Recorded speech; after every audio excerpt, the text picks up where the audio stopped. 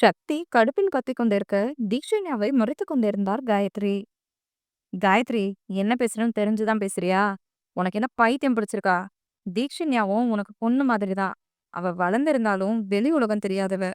சக்தி கூடவே இருந்ததால அவன்கிட்ட தான் அட்டாச்டா இருப்பா. நீ தேவையில்லாம பேசாத சொல்லிட்டேன். நீ அவள ஒரு வார்த்தை அதட்டியோ திட்டினியோ பேசுனனா இங்க இருக்கிற எல்லாரோட கோவத்துக்கும் ஆளாகுவ என மகளை அதட்டினார் சரோ.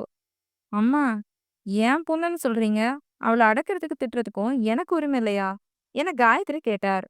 இல்ல, இல்ல, இல்ல என கத்திய சக்தி அவரை முறைத்து பார்த்தவன் தீக்ஷண்யாவை கைவழுக்குள் வைத்துக்கொண்டு, இவள திட்டுறதுக்கோ அடிக்கவோ அதட்டவோ கொஞ்சவோ எதுக்குமே உங்களுக்கு உரிமை கிடையாது என அத்தனை அழுத்தமாக கூறினான். அத்தம்மா, பொறுமையா பேசு என அவன் சட்டையை பிடித்துக்கொண்டு அவனையே பயந்த பார்வை பார்த்தபடி கூறினாள் தீக்ஷண்யா. நீ வாய மூடு. யார் என்ன சொன்னாலும் திருப்பி பேசவே தெரியல. உன் வாய் என்கிட்ட மட்டும்தான் சண்டைக்கு வருமா? என்ன வார்த்தை சொல்றாங்க அவங்க? அவங்க பொண்ணு ஏதோ நல்லா வளர்த்தி வச்சிருக்கிற மாதிரி பேசுறாங்க என்றவன் காயத்ரியிடம், முதல்ல உங்க பொண்ணுக்கு நல்லது எது கெட்டது எதுன்னு சொல்லி கொடுத்து வளர்த்துங்க என்றான் கோவமாக. சக்தி, அவ உன்னோட அத்தை என்றார் தினேஷ். யார் எனக்கு அத்தை? இவங்களா என நக்கலாக கேட்டான் சக்தி. காயத்ரியின் கண்கள் குளமாக அவனையே பார்த்தார். வசந்த் அவரை சமாதானம் செய்யவில்லை. சக்தி சொல்வதில் இருக்கும் நியாயம் புரிந்தது. அதே சமயம் தீக்ஷண்யா மேலே காரணமே இல்லாமல் மனைவி கோவப்பட்டதாகவே தோன்றியது.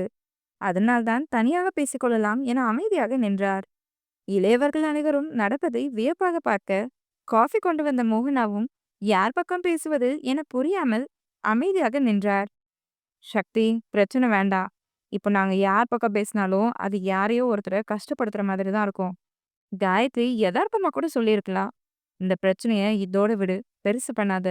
கல்யாண வீடு கலகலப்பா இருந்தாதான் நல்லா இருக்கும் என்றார் மாயவன்.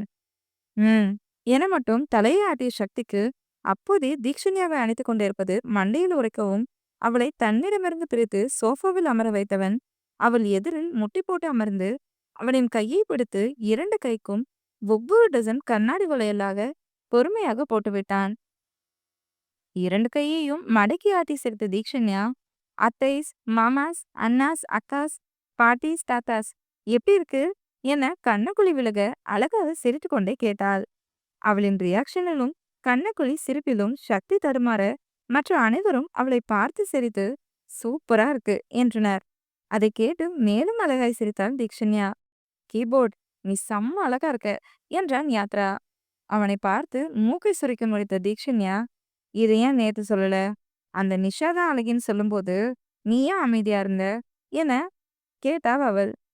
அவ என்ன டார்லிங், என்னோட பொண்டாட்டி, ஏன் செல்லம், ஏன் புஜ்ஜி. நீ ஏன் அவளான்னு வரும்போது நான் அவளைதான் அழகின்னு சொல்லுவேன் என யாத்ரா சொல்லவும் அனைவரும் சிரித்தனர். உள்ளே வந்தாள் சண்மதி. மதியக்கா என அவளை பார்த்து தீக்ஷண்யா ஓடி வந்து அவள் கையை பிடித்து கொண்டு, மதியக்கா, நான் உன்னை ரொம்ப மிஸ் பண்ணேன். நீ ஏன் என்னை பார்க்க வரவே இல்லை என கேட்டாள். அவளை பார்த்து அழகாய் சிரித்த சன்னதி, வேலை படிப்புன்னு ரொம்ப பிஸியா இருந்தேன் தீக்ஷி, அதான் உன்னை பார்க்க வரல. சக்தி அண்ணா 2 நாளைக்கு முன்னாடி தான் ஃபோன் பண்ணி உனக்கு அடிப்பட்ட விஷயத்தையே சொல்லுச்சு. இப்போ பரவாயில்லையா என கேட்டாள். ம் இப்போ வலி இல்லக்கா என தீக்ஷண்யா புன்னகைக்க, ஷன்வி என யாழி ஷன்வி சாயி மூவரும் அவர்கள் அருகில் வந்து ஷன்வி அவளை அணைத்துக்கொள்ள, பட்டென தன்னிடமிருந்து அவளை பிரித்த சண்மதி, என்னால உனக்கு அசிங்கம் வேணாங்க்கா. என்னை பார்த்தா வெறுப்பா இருக்குன்னு சொன்னேன்ல, அதனால தள்ளியே இரு என எச்சரிக்கையான குரலில் சொல்லிவிட்டு சக்தியை பார்த்து புன்னகைத்தபடி அவன் அருகில் வந்தவள், எப்படி நான் இருக்க என கேட்டாள். ஷன்வி கலங்கியபடி நிற்க, யாழி சாயி இருவரும் அவளை சமாதானம் செய்ய தீக்ஷண்யா புரியாமல் விழித்தாள். நான் நல்லா இருக்கேன் மதி, என்னாச்சு? எதுக்கு இப்படி ஷன்வியை ஹர்ட் பண்ற என சக்தி புரியாமல் கேட்டான். அவங்க உங்களுக்கு புரியும்னா அதை பத்தி பேச வேண்டாமே. சரி, நான் உன்னோட ரூம்ல ரெஸ்ட் எடுக்கிறேன். 3 நேரமும் சாப்பாடு மட்டும் ஆர்டர் பண்ணிடு என்றாள். சண்மதி ஏற்கனவே சக்தியிடம் அனைத்தும் கூறியிருந்தாள். சக்திக்கு அதெல்லாம் கேட்டு அதிர்ச்சியாக இருந்தாலும் அவளை நேரில் பார்த்து பேசிக்கொள்ளலாம் என நினைத்து அமைதி காத்தான். அதுவும் இந்த வீட்டிற்கு வந்தால் சாப்பிட மாட்டேன், யாரிடமும் பேச மாட்டேன் என முன்கூட்டியே சொல்லியிருந்தாள். அவளின் வலியை புரிந்து கொண்ட சக்தியும் மறுப்பு தெரிவிக்கவில்லை. சரி, போய் ரெஸ்ட் எடு, நான் ஃபுட் ஆர்டர் பண்றேன் என்றான் சக்தி. ம் என சொல்லிவிட்டு தீக்ஷண்யாவை அழைத்து கொண்டு அங்கிருந்து சண்மதி நகர சக்தி, இங்க என்ன நடக்குது? எங்களையெல்லாம் வெளியாள் மாதிரி உங்க தங்கச்சி பார்க்கறா? என கையில் இருந்த காஃபி கப்பை டைனிங் டேபிள் மீது வைத்துவிட்டு கோவமாக கேட்டார் மோகனா. நீங்க அவகிட்ட என்ன பண்ணுனன்னு கூட கேட்காம அடிச்சு அசிங்கமா பேசுனீங்களே மாம். அப்படி இருக்கும்போது அவ உங்ககிட்ட சந்தோஷமா சிரிச்சியா பேசுவா? கோவம் இருக்கலாம். எனக்கும் தான் கோவம் வந்துச்சு, திட்டினேன். ஆனா எனக்கு எப்போ உண்மை தெரிஞ்சதோ அப்பவே அவளுக்கு கால் பண்ணி சாரி சொல்றேன். நீங்க பண்ணுன எல்லாத்தையும் சொல்லி அழுதா. என்றவன் ஷண்வியின் புறம் திரும்பி, நீ அவள என்ன சொன்னன்னு எனக்கு தெரியல. ஆனா நீ சொன்னது அவ மனசுல ஆழமா பதிஞ்சு போயிடுச்சு. ஏற்கனவே தனியா இருந்தவ. இன்னும் அவ குடிசுருக்கிட்ட நான் கூப்பிட்டதுக்காக மட்டும் தான் இங்க வந்திருக்கா. தேவையில்லாம அவகிட்ட யாரும் வாய குடுத்து உங்க மனச புண்ணாக்கிக்காதீங்க. பெத்த பிள்ளை மேல நம்பிக்கை இல்லாம மாட்டடிக்கிற மாரி அடிச்சுட்டு, அவ பேசலன்னா மட்டும் ஏன்னு கேட்கிறீங்க? இதையே தப்பு பண்ணும்போது ஏன் அப்படி பண்ணேன்னு பொறுமையா கேட்டிருக்கணும். எல்லாம் அவசரம். குடும்ப கௌரவம், மானம் போகுதுன்னு சீன் போட்டீங்கல்ல, அனுபவிங்க என்றான் நக்கலாக. தினேஷ், மாயவன் இருவரும் தலை குனிந்தனர். ஒவ்வொரு விஷயத்திலும், அதுவும் பிள்ளைகளின் விஷயத்தில் சிறந்த தந்தையாக தங்களால் இருக்க முடியவில்லையே என வருந்தினர் இருவரும். அகிலா, வர்ஷா இருவரும் மோகனாவை முறைத்து பார்க்க, உண்மையாக சரோவால் கூட சக்தியிடம் வாதம் செய்ய வார்த்தை வரவில்லை. அவன் சொன்னது உண்மைதானே. அவளிடம் என்ன நடந்தது என கேட்டிருக்கலாம். இல்லை, அதன் பின்பாவது மன்னிப்பு கேட்டிருக்கலாம். சக்தி யோசித்த அளவிற்கு கூட தாங்கள் யோசிக்கவில்லையே. அதனால்தான் சண்மதி அன்று தினேஷ் ஹரிஷை கூட பார்க்க மறுத்து இருக்கிறார் என்பதை புரிந்து கொண்டார். அனைவரும் அமைதியாக நிற்கவும், சக்தி, நான் என்ன பண்ணேன்? ஏன் என்ன கூட பார்க்காம போறா என சாகி கேட்க, அதான் அண்ணா, நீ என்ன பண்ண என திருப்பி கேட்டான் சக்தி. புரியல சக்தி. நீ எதுவுமே பண்ணல. அதான் அவளுக்கு கோவமே. எல்லாருமே விஷயம் தெரிஞ்சதுக்கு அப்புறம் அவளுக்கு சப்போர்ட் பண்ணீங்க. அத நான் தப்பு சொல்லல. ஆனா அதுக்கப்புறம் ஒரு வார்த்தை சாரின்னு சொல்லியிருக்கலாமே. தீக்ஷண்யாவை விட ஒரு வயசு தான் பெரிய பொண்ணு. அவளோட மனநிலைமை எப்படி இருக்கும்னு யோசிச்சு பாத்தீங்களா? நீங்க ஈஸியா திட்டுறது, அடிக்கிறதெல்லாம் பண்ணிட்டு போயிடுறீங்க. தனியா இருக்கா. சூசைட் அட்டெம்ப்ட் பண்ணியிருந்தா என்ன பண்ணியிருப்பீங்க? என கோவமாக கேட்டான். ஷட்டி என பெரியவர்கள் அனைவரும் கத்தினர். தினேஷ், மோகனா இருவருக்கும் உடலெல்லாம் நடுங்க ஆரம்பித்தது. என்ன சும்மா கத்துறீங்க? பாசம் இருக்கிற மாதிரி நடிக்காதீங்க. உண்மையாவே இந்த வீட்ல எல்லார் மேலயும் பாசத்தோட இருக்கிறது வர்ஷாவும் அகிலா மாமும் தான். அவங்க தான் என்ன ஏதுன்னு விசாரிக்காம யாரையும் கஷ்டப்படுத்த மாட்டாங்க என்றவன் மோகனாவின் புறம் திரும்பி, நீங்க என்னையும் சன்னியையும் அவ்வளவு சீக்கிரம் புரிஞ்சுக்க மாட்டீங்க மாம். இனிமேலும் உங்களால புரிஞ்சுக்க முடியாது. நீங்களே புரிஞ்சுக்கணும்னு நினைச்சா கூட அது உங்க உங்க ஹஸ்பண்ட் உங்களுக்கு விட மாட்டாரு. உங்களுக்கு இதோ இவங்க 2 பேர் மட்டும் தான் பிள்ளைங்க என ஷன்வி, சாயி இருவரையும் காட்டி கூறியவன், என்னையும் ஷன்வியும் குப்பை தொட்டில இருந்து எடுத்துட்டு வந்த மாதிரி தான் இன்னைக்கு வரைக்கும் ஒவ்வொரு விஷயத்திலயும் நீங்க நடத்துறீங்க. நாங்க பொறுத்து போறோம். பார்க்கலாம். எங்களுக்கும் ஒரு எல்லை இருக்கு என சொல்லிவிட்டு அகிலின் தோளை தட்டியவன், சத்தியமா சொல்றேன். நான் ஏன் உங்களுக்கு பையனா பிறக்கலன்னு கீழ்ப்பாங்குறேன் என சொல்லிவிட்டு அங்கிருந்து நகர்னான். அவன் சொன்னதை கேட்டு யாருக்கு எப்படியோ தினேஷ், மோகனா இருவருக்கும் வலித்தது. ஷன்வி, சாகி இருவரும் குற்ற உணர்வு மேலோங்க நின்றனர். இருவருக்கும் கிடைக்க வேண்டிய பாசம் எல்லாம் தங்களால் தடைப்பட்டு விட்டதோ என நினைத்து வருந்தினர். சக்தியிடம் இப்படி ஒரு பதிலை மாயவன் எதிர்பார்க்கவில்லை. அவரே நிழல் குலைந்து போனார். அகிலுக்கும் சக்தியின் பேச்சு கஷ்டத்தை தான் கொடுத்தது. அகிலுக்கு இன்னும் விளையாட்டு புத்தி அதிகம் இருந்தது. அதனால் பல விஷயம் மாயவன், தினேஷ் இருவரும் தான் கலந்து பேசி முடிவெடுப்பார்கள். அது அகிலுக்கு தெரிந்தாலும் பெரிதாக கண்டு கொள்ள மாட்டார். அதனால்தான் அவரால் பிள்ளைகளிடம் சாதாரணமாக இருக்க முடிகிறது. இல்லையென்றால் அவருமே அனைவரையும் கண்டிப்புடன் தான் நடத்துவார். அனைவரும் ஏதோ யோசனையில் உழன்று கொண்டிருக்க, தன் அறைக்கு வந்த சக்தி தீக்ஷண்யாவுடன் சிரித்து பேசிக் கொண்டிருந்த தங்கையின் அருகில் அமர்ந்தவன், தீக்ஷி, கீழே மாம் ஃபீல் பண்ணிட்டு இருக்காங்க. அவங்கள சிரிக்க வச்சுட்டு காஃபி குடிச்சிட்டு எனக்கும் எடுத்துட்டு வா என்றான்.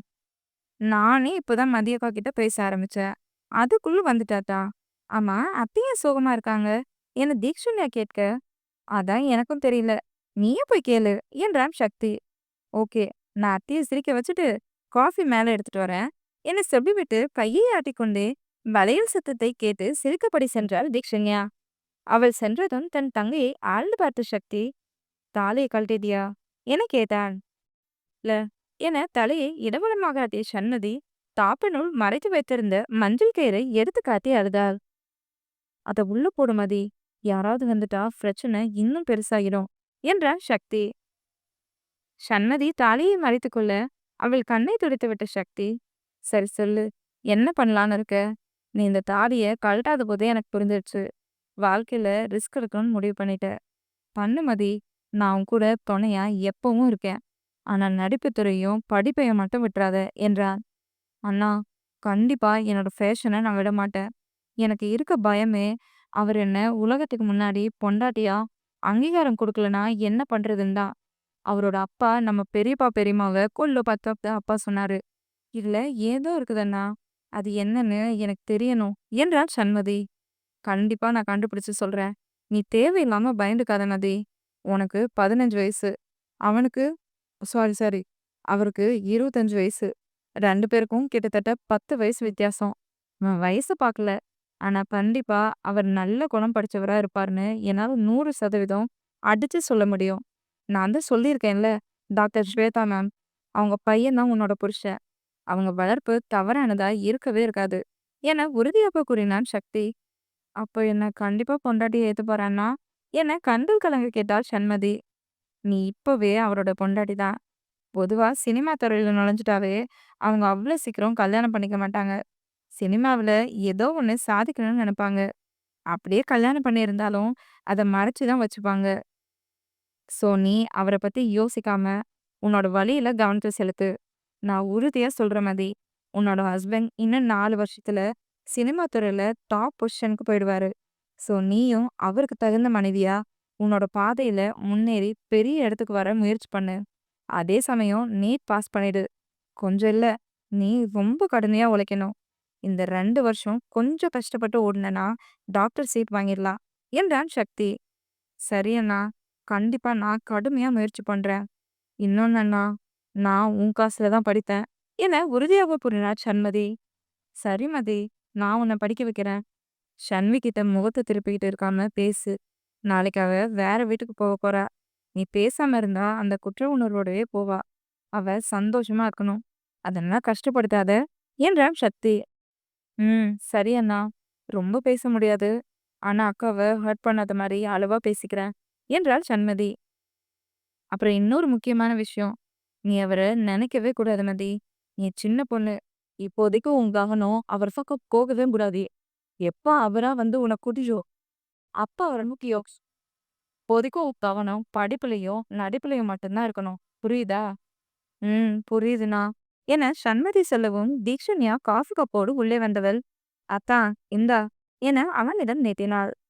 சக்தி கப்பை வாங்கி காஃபியை குடிக்க, சண்மதி அருகில் அமர்ந்து கொண்ட தீக்ஷண்யாவை மறுத்த சக்தி, "ஏய், போய் குளிச்சுட்டு வந்து உட்காரு" என அதட்டினாள். "போ அத்தா, ஒரு நாளைக்கு குளிக்காம இருந்தா ஒன்னும் ஆயிட மாட்டேன். பேசிட்டு இருக்கும்போதே தான் நீ எதையாவது ஒண்ணு சொல்லிக்கிட்டே இருப்ப" என தீக்ஷண்யா எரிச்சலாக கூறினாள். "இப்ப நீ குளிக்க போறியா இல்லையா?"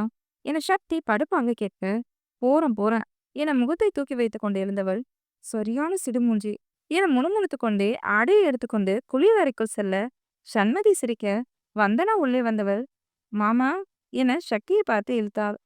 "வா" என சக்தி அழைக்கவும், அவன் அருகில் வந்த வந்தனா போனை அவனிடம் நீட்டினாள். அதை வாங்கி பார்த்த சக்தி, "இதை எதுக்கு என்கிட்ட கொண்டு வந்து காட்டுற?" என கேட்க, "நான் அடுத்து என்ன பண்ணட்டும் மாமா? சாமி மாமா கிட்ட கேட்டுட்டேன். அவரு உங்ககிட்ட கேட்க சொன்னாரு. சாரி மாமா, மார்க் கம்மியாயிடுச்சு" என முகத்தை பாவமாக வைத்துக்கொண்டு கூறினாள் வந்தனா. எட்டி போனை பார்த்த சண்மதி பின் வந்தனாவை பார்த்து, "அக்கா, இது உனக்கே ஓவரா தெரியலையா? 580 உனக்கு கம்மி மார்க்கா?" என கிண்டலாக கேட்டாள். "நல்ல மார்க் தான் ஷண்மி. ஆனா மாமா திட்டுவார்னு தான். ஷண்வி அக்கா 590 எடுத்தாங்க. நான் அவங்கள விட கம்மியா தானே எடுத்திருக்கேன். அதான்" என இழுத்தாள். அவளையே அழுத்தமாக பார்த்த சக்தி, "அவளும் நீயும் ஒண்ணா? நீ சிபிஎஸ்இல இந்த மார்க் எடுத்ததே பெருசுதான். ஆமா, நீதான ஸ்கூல் ஃபர்ஸ்ட்டு" என நெற்றியை நீவியபடி கேட்டான். "இல்ல மாமா, இன்னொரு பொண்ணு தான் ஃபர்ஸ்ட்டு. என்னை விட 3 மார்க் அதிகம்" என கையை பிசைந்து கொண்டே கூறினாள் வந்தனா. "சரி விடு, உன் அண்ணன்கிட்ட சொன்னியா?" என சக்தி கேட்க, "சொன்னேன். அண்ணா நர்சிங் காலேஜ்ல சீட் வாங்குவான்னு கேக்குது" என்றாள் வந்தனா. "உதயா என்ன சொன்னா?" "உதயா அண்ணாவும் நர்சிங் தான் படிக்க சொல்லுச்சு" என்றாள் வந்தனா. "நீ என்ன படிக்கணும்னு நினைக்கிற?"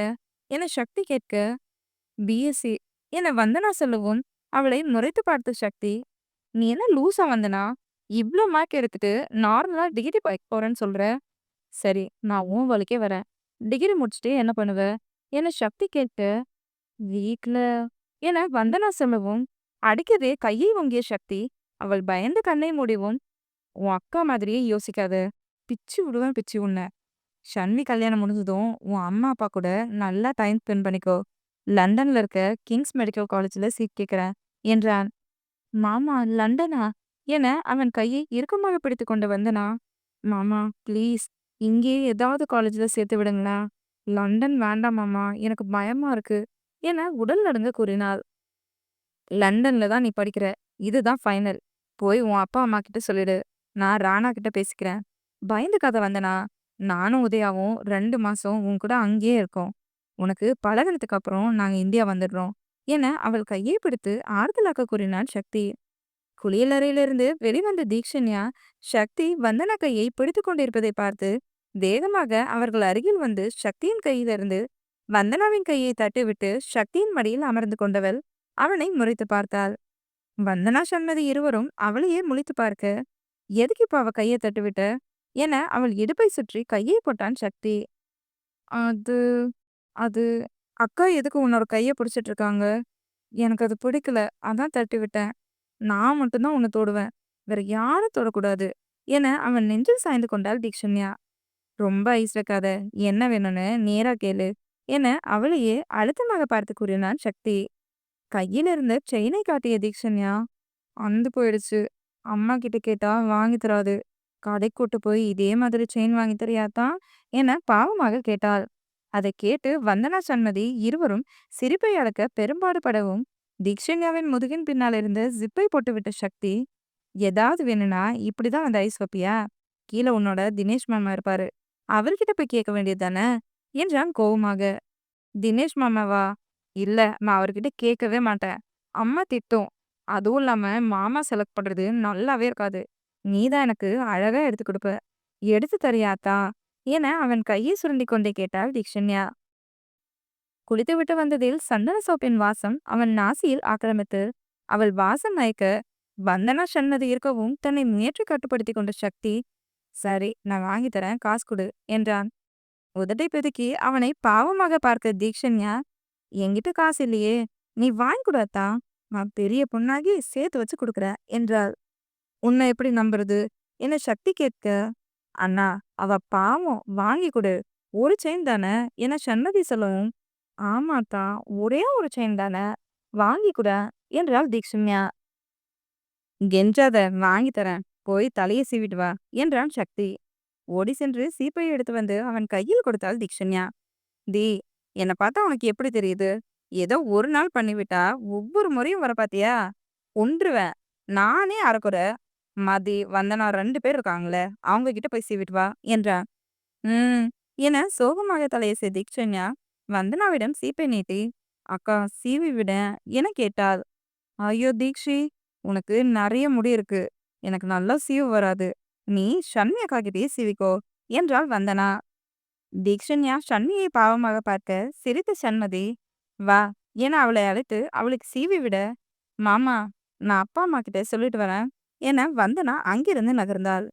தீக்ஷண்யா ரெடியானதும் தங்கையை பார்த்த சக்தி, மதி நான் வரும்போதே டிஃபன் வாங்கிட்டு வரேன். நீயும் நைட் ஷூட் போயிட்டு வந்து இருக்க, கொஞ்ச நேரம் ரெஸ்ட் எடு என சொல்லிவிட்டு தீக்ஷண்யாவை அழைத்து கொண்டு ஹாலுக்கு வந்தவன் அனைவரும் ஒவ்வொரு வேளையில் பிஸியாக இருப்பதை பார்த்துவிட்டு மோகனாவிடம் கடைக்கு போவதாக சொன்னவன் தன்னையே பார்த்து கொண்டிருந்த வந்தனாவை அழைத்தான். மாமா என வந்தனா வரவும், உனக்கு ஏதாவது வேணுமா என கேட்டான். ஆ, இல்ல மாமா, எனக்கு எதுவும் வேணாம் என அவசரமாக மறுத்தாள் வந்தனா. அப்புறம் ஏன் என்னவே பார்த்துக்கிட்டு இருந்த என சக்தி கேட்க அவன் காதலில் நெருங்கிய வந்தனா, நீங்க தீக்ஷண்யாவை பார்க்கும்போது உங்க முகம் செம்ம பிரகாசமாகுது. அப்போ நீங்க செம்ம அழகா இருக்கீங்க மாமா. உடனே கோவப்படாதீங்க. நான் சும்மா அழகை ரசிச்சேன். அவ்வளவுதான். நீங்க தீக்ஷிக்கு தான் பொருத்தமா இருப்பீங்க என்றாள்.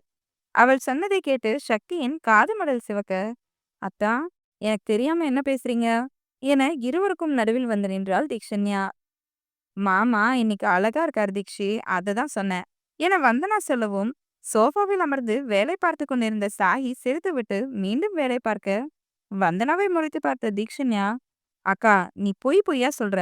போக்கா, போய் ஏதாவது வேலை பண்ணு.